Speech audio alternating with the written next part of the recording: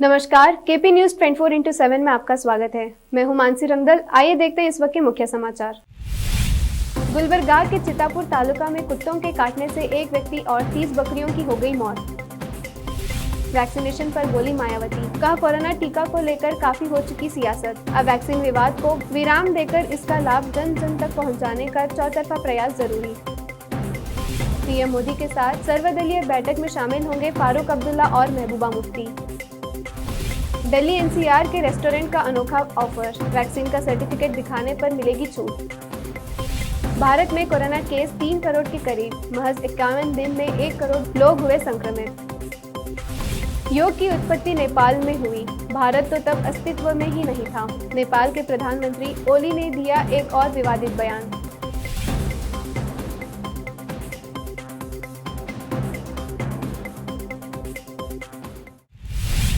अब समाचार विस्तार से।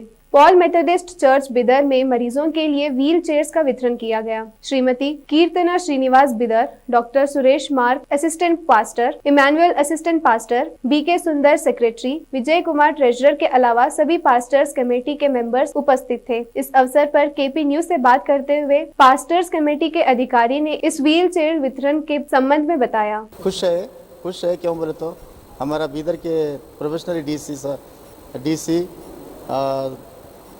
श्रीमती कीर्तना श्रीनिवास आ चुके हैं। वो आके हमारा पास्टर कमेटी से हम लोग एक निर्धार किया और हम लोग डिसीजन लिया कोविड के टाइम पे हम कुछ कर सके हमारा मरीजों के लिए। तो उस वास्ते हम उनको चलने पाते वो लोग बराबर, उस वास्ते वो लोगों को व्हील चेयर्स वो ज़रूरत है। इसलिए व्हील चेयर के लिए हम लोग व्हील चेयर मंगाया 27 व्हील चेयर्स। हम इसके लिए 1,50,800 रुपये हम खर्च कर रहे हैं हमारा चर्च के तरफ से। तो डीसी साहब ने आया हमारे पास आके वो हैंड ओवर कर लिया हमने। तो ये मेरे ख्याल से हमारे ज़िले में जितने भी हॉस्पिटल्स है और पीएचसीस है वहाँ ये वो लोगों को ज़रूरत है ये यूज़ कर सके, ये इतना हम कह सकते। धन्यवाद। ये 3rd वेव आ रहे बोल के हम सुन रहे, अगर आए तो भी हम लोग आइसोलेशन के लिए हमारे पास जगह है। ये हमारा डेविड सिमंड्स हॉल है, वहाँ पे हम लोग 50 बेड कर सकते हैं, 50 बेड। और दूसरे एक जगह है वहाँ पे भी हम लोग वो लोगों को हम लोग अकोमोडेट कर सकते, वहाँ पे भी हम उसके लिए कुछ इंजेक्शन वगैरह चिकित्सा दे सकते। मेरा नाम Jaipal, reverend MP Jaipal, district superintendent Saint Paul Methodist Church Mangalpet Bidar.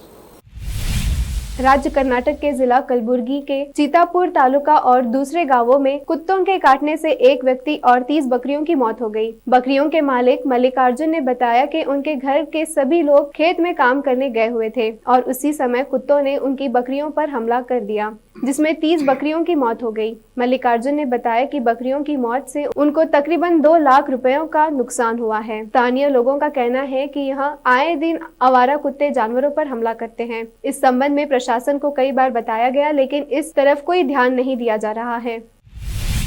Mumbai police ने ईमेल के जरिए सुरक्षा विभाग को उड़ाने की धमकी देने वाले संतोष शिंदे नाम के व्यक्ति को पुणे से गिरफ्तार कर लिया है। महाराष्ट्र पुलिस ने 1 घंटे के भीतर ईमेल भेजकर मुंबई के सुरक्षा विभाग को उड़ाने की धमकी देने वाले शख्स को गिरफ्तार किया है। बताया गया है कि संतोष शिंदे के बेटे को प्रवेश नहीं मिला और उसने गुस्से में यहाँ मेल भेजा और सुरक्षा विभाग को उड़ाने की धमकी दी। पुणे पुलिस द्वारा संतोष को गिरफ्तार करने के बाद मुंबई के मरीन ड्राइव थाने में साइबर एक्ट के तहत मामला दर्ज किया गया है।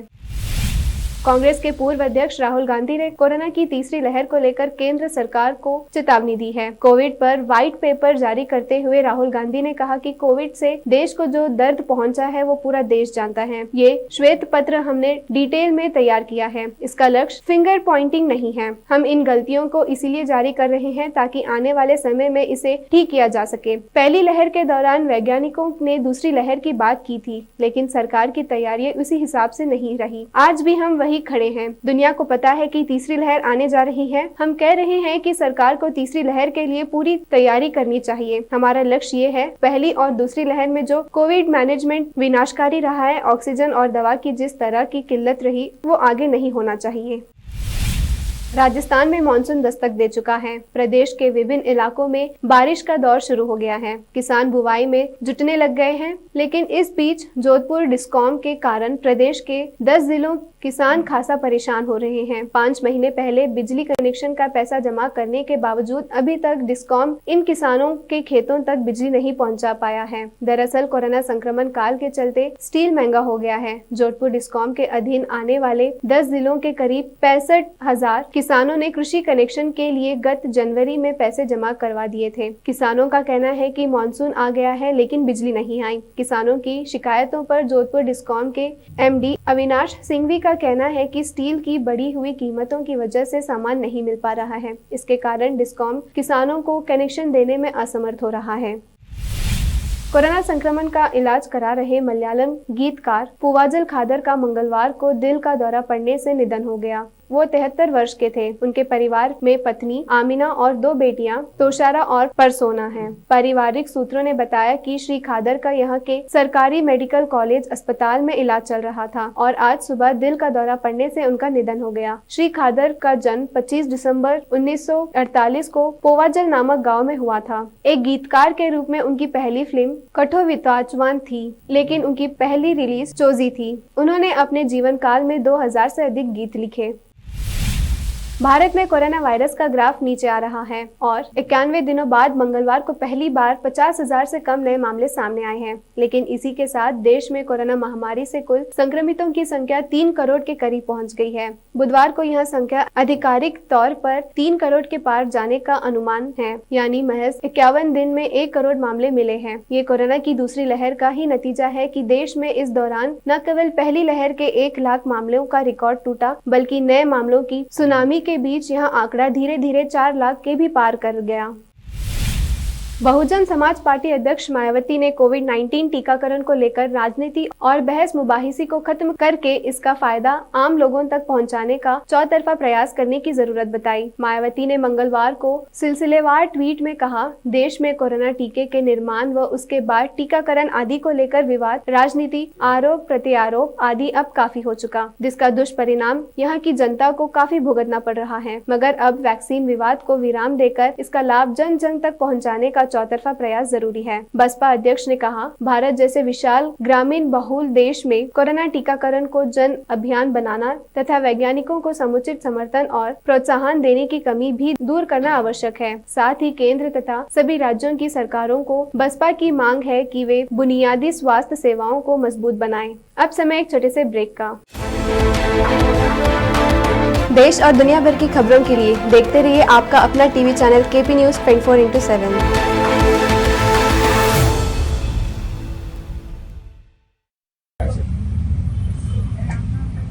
हेलो, हाँ, अरे मेरी बातचीत हो गई यार खान साहब से, लेकिन बार बार फोन करने का मकसद ही नहीं है। छोड़ दो तुम पूरे सर्वर नंबर मालूम है।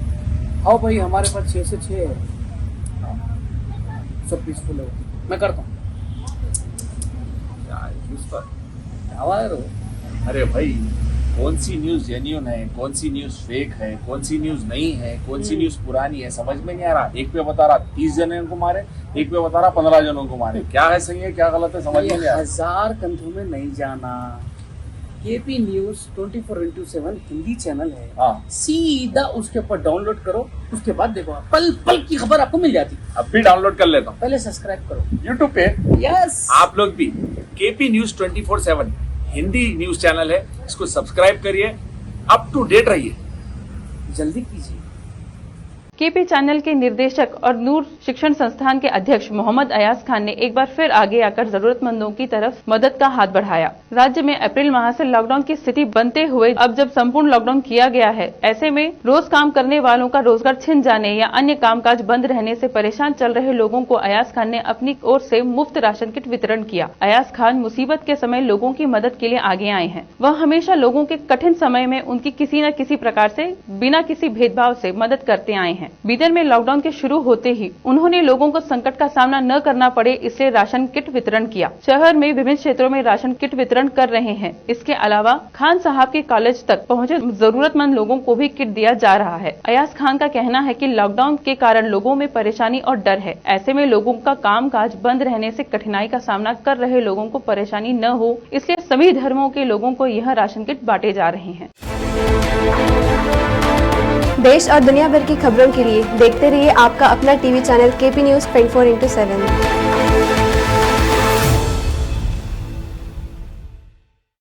ब्रेक के बाद आप सभी का स्वागत है। देखते हैं आगे के समाचार। पीएम मोदी के साथ 24 जून को होने वाली सार्वदलीय बैठक को लेकर गुपकार गुट ने बड़ा फैसला किया है। इस बैठक में फारूक अब्दुल्ला और महबूबा मुफ्ती शामिल होंगे। गुपकार अलायंस का कहना है कि बैठक में धारा 370 और 35A को लेकर कोई समझौता नहीं किया जाएगा। कोरोना की दूसरी लहर के चलते भारत में तबाही का मंजर देखने को मिला। कई लोगों ने कोरोना की वजह से अपनों को हमेशा के लिए खो दिया। कोरोना के खतरे से सुरक्षित रहने के लिए भारत सरकार शुरुआत से ही कई नियम बना चुकी है और लोगों से उनका पालन करने को भी लगातार अपील कर रही है। लेकिन फिर भी हमारे बीच कई ऐसे लोग हैं जो नियमों का पालन नहीं करते। लॉकडाउन के समय भी ऐसे कई किस्से सामने आए जब लोग कोरोना नियमों की धज्जियां उड़ाते हुए दिखाई दिए। ऐसे में अब उद्योगपति हर्ष गोयनका एक खास आइडिया लेकर आए हैं जिससे ये यहाँ सुनिश्चित किया जा सके कि कोई कोरोना के नियम नहीं तोड़ पाए। हर्ष गोयनका ने अपने ट्विटर हैंडल पर एक वीडियो शेयर किया है जिसमें मशीन यह सुनिश्चित करती है कि कोई कोरोना के नियम ना तोड़े। हर्ष गोयनका चाहते हैं कि इन मशीन को हर क्रॉसिंग पर लगाया जाए। यह मशीन उनको तो निकलने देती है जिसने मास्क पहना होता है, लेकिन जो बिना मास्क के होते हैं मशीन उसके आगे आते ही रास्ता ब्लॉक कर देती है और जोर से उसके सर पर मारकर सजा देती है। कोरोना महामारी की दूसरी लहर का कहर जैसे जैसे कम हो रहा है, दिल्ली एनसीआर में अनलॉक की प्रक्रिया शुरू हो गई है। अनलॉक के बाद रेस्टोरेंट, बार, पब लुभावने ऑफर्स के जरिए लोगों को आकर्षित करने में जुटे हैं। दिल्ली के यमुना विहार स्थित जायका ए दिल्ली रेस्टोरेंट द्वारा उन लोगों को स्पेशल डिस्काउंट दिया जा रहा है जिन्होंने कोरोना से बचाव के लिए टीका लगवाया है। इस अनोखी पहल के तहत खाने पर 20% का डिस्काउंट दिया जाएगा। अभी तक ये डिस्काउंट टेक अवे पर था, लेकिन दिल्ली में अनलॉक 3 के तहत अब रेस्टोरेंट में बैठकर खाने पर 20% डिस्काउंट मिलेगा।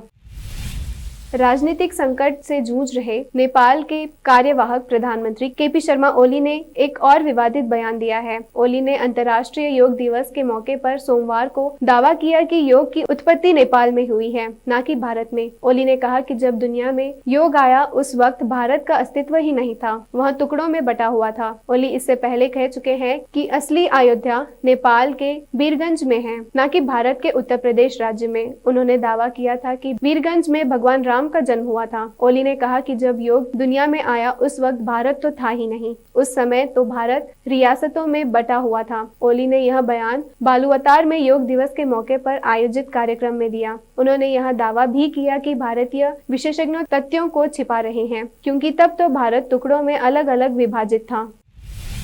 फिल्म राम तेरी गंगा मैली की मंदाकिनी तो आपको याद ही होगी। जी हाँ, ये वही अभिनेत्री है जिन्होंने अपने ग्लैमरस अदाओं से लाखों लोगों के दिलों को चुरा लिया था। मंदाकिनी अपनी बोल्डनेस के चलते काफी लाइमलाइट में रही थी, लेकिन उनका नाम कभी भी सफल अभिनेत्रियों के श्रेणी में शामिल नहीं हो पाया। कुछ एक फिल्मों में काम करने के बाद मंदाकिनी ने फिल्म इंडस्ट्री से दूरी बना ली थी। हालांकि आज भी उनके फैंस उनके बारे में जानने को बेताब रहते हैं। यदि आप भी मंदाकिनी के फैन हो तो हम आपके लिए उनकी एक लेटेस्ट फोटो लेकर आए हैं। मंदाकिनी इस तस्वीर में काफी बदली बदली नजर आ रही है। अपनी फेवरेट एक्ट्रेस की इस तस्वीर को उनके चाहने वाले काफी पसंद कर रहे हैं और इस पर अपनी अपनी प्रतिक्रिया भी दे रहे हैं। कोई मंदाकिनी को स्टनिंग तो कोई ब्यूटीफुल बता रहे हैं। आखिर में फिर एक बार देखते हैं मुख्य समाचार। गुलबर्गा के चितापुर तालुका में कुत्तों के काटने से एक व्यक्ति और 30 बकरियों की हो गई मौत। वैक्सीनेशन पर बोली मायावती, कहा कोरोना टीका को लेकर काफी हो चुकी सियासत, अब वैक्सीन विवाद को विराम देकर इसका लाभ जन जन तक पहुंचाने का चौतरफा प्रयास जरूरी। पीएम मोदी के साथ सर्वदलीय बैठक में शामिल होंगे फारूक अब्दुल्ला और महबूबा मुफ्ती। दिल्ली एनसीआर के रेस्टोरेंट का अनोखा ऑफर, वैक्सीन का सर्टिफिकेट दिखाने पर मिलेगी छूट। भारत में कोरोना केस 3 करोड़ के करीब, महज 51 दिन में 1 करोड़ लोग हुए संक्रमित। योग की उत्पत्ति नेपाल में हुई, भारत तो तब अस्तित्व में ही नहीं था। नेपाल के प्रधानमंत्री ओली ने दिया एक और विवादित बयान।